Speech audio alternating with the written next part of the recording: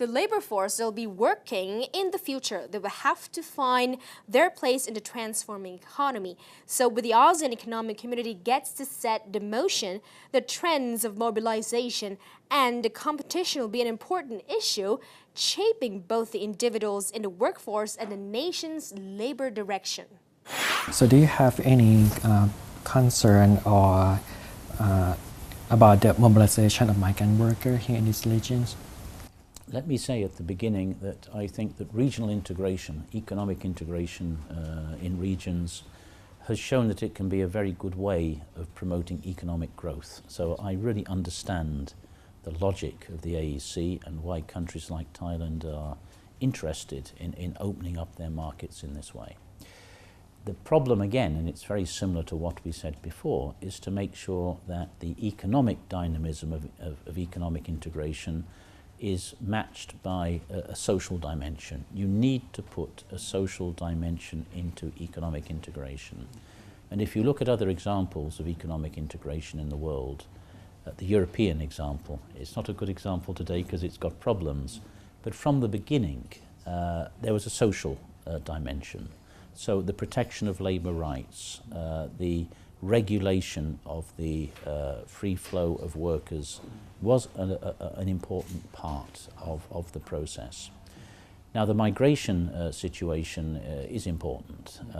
We know already that Thailand, for example, is home to a lot of migrant workers. People give me different numbers, up to 3 million, some of whom are official, some of whom are irregular. And you know, I think, from your experience in Thailand, that if workers move illegally with no satisfactory regulation, with no documentation, then they're not protected by the law, and they can find themselves in situations where they can be exploited, and their presence can create social problems in the countries concerned. So in the light of that experience, and it involves citizens, of course, of Myanmar, of Cambodia, and of Laos, in the light of that experience, I hope very much that the governments in the AEC from the end of 2015 will say, okay, the regulation and proper control, orderly control of labour migration should be an integrated part of the process of setting up this new community. Mm-hmm. So do you have any concern about the labour shortage in other countries after the opening of the AEC? So concerns about? The labour shortage. Labour shortage. Labour shortages? Yes. Well, Thailand is an unusual country because it does have a labour shortage. The other countries that I've visited recently, I've been in Myanmar quite a lot. There they have a surplus of labour, as you know. There is no labour shortage there. So most of the problems will not be a shortage of labour.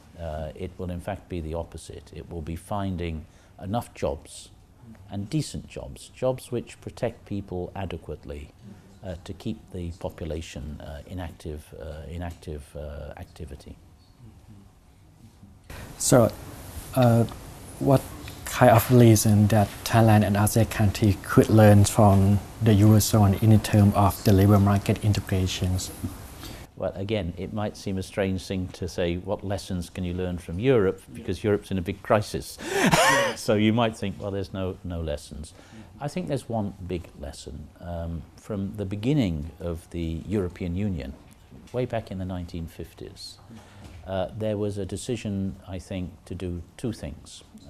The first was to create what we call the European social model.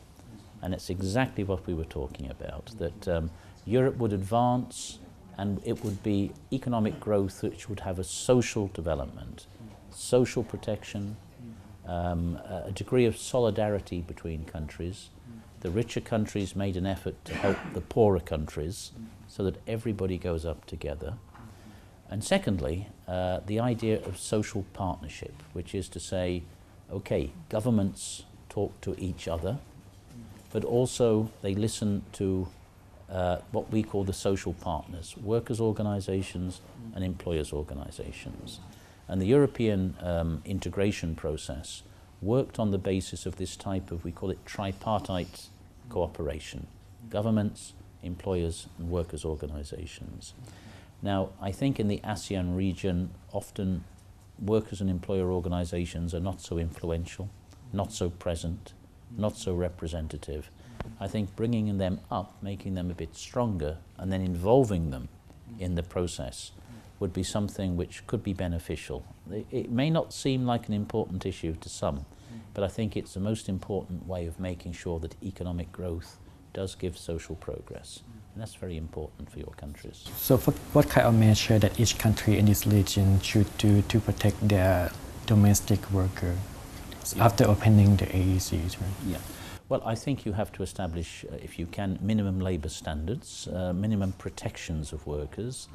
The ILO has international labour conventions. These are negotiated conventions which set standards for labour protection.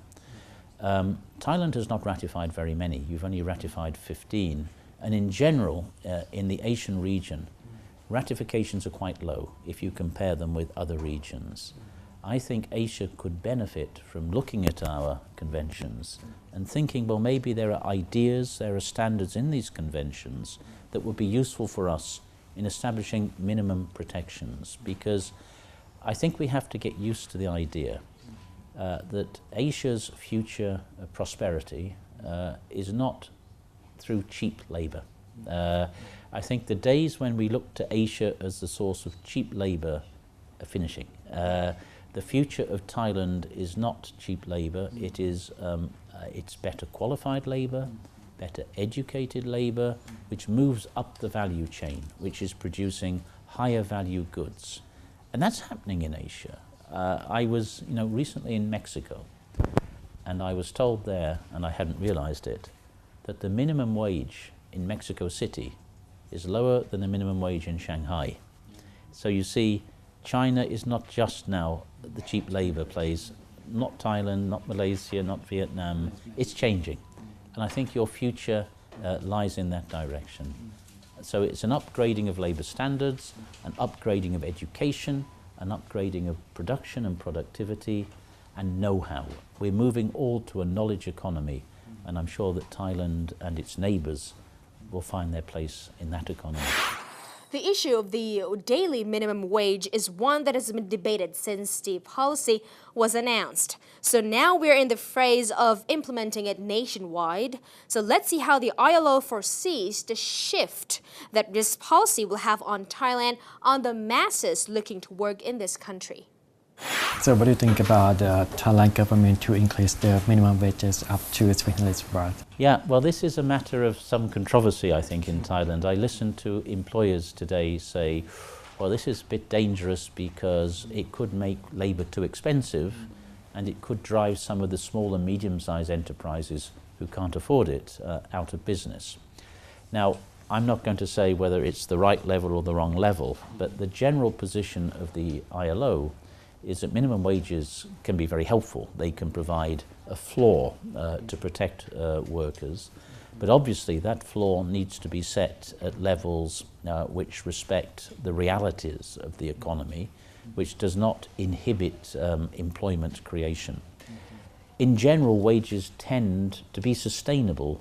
Wage increases have to move at the same pace as productivity. So if productivity goes up, we're producing more, well, then wages can follow it up as well. Now, I think some of the employers would say that this wage increase is very big in some parts of the country. I think they're worried about some sectors of the economy.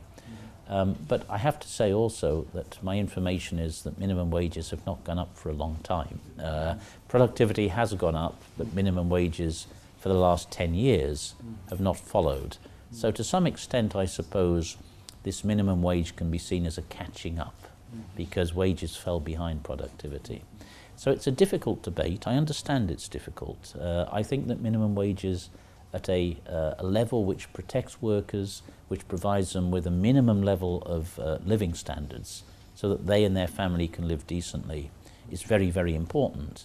But obviously care has to be taken about the level at which it is set. So just enhancing their productivity or the answer?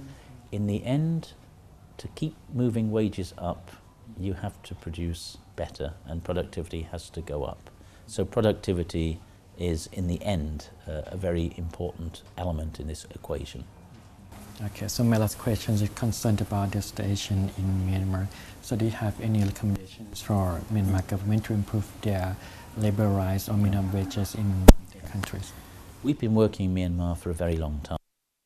And particularly we were working in the ILO on very difficult problems. Forced labour, which was a very big problem, and also the fact that there were no trade unions. They were not allowed in Myanmar until last year.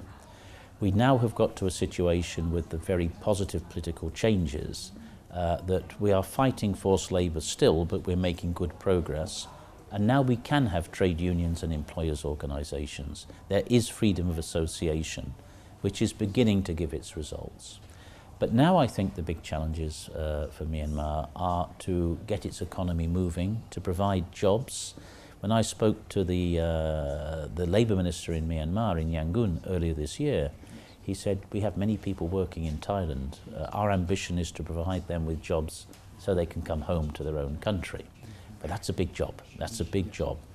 So Myanmar has to start to create an economy. It has to attract investment. But I think it needs to do so in ways that protect its workers. Now, whether a minimum wage is the right way to do it, we have to discuss with them. But in any case, they have to protect the rights of their working people, and they have, I think, to attract investment, but on conditions which are of advantage to their people and their country. It's an enormous job. I think Myanmar is starting from a low level. They need a lot of assistance, but I think the very positive thing about Myanmar today is, given the change, the transition to democracy taking place, the international community is very, very ready to help. And I believe we have a very big responsibility to help that country. Okay. So thank you very much for your interview. Thank you.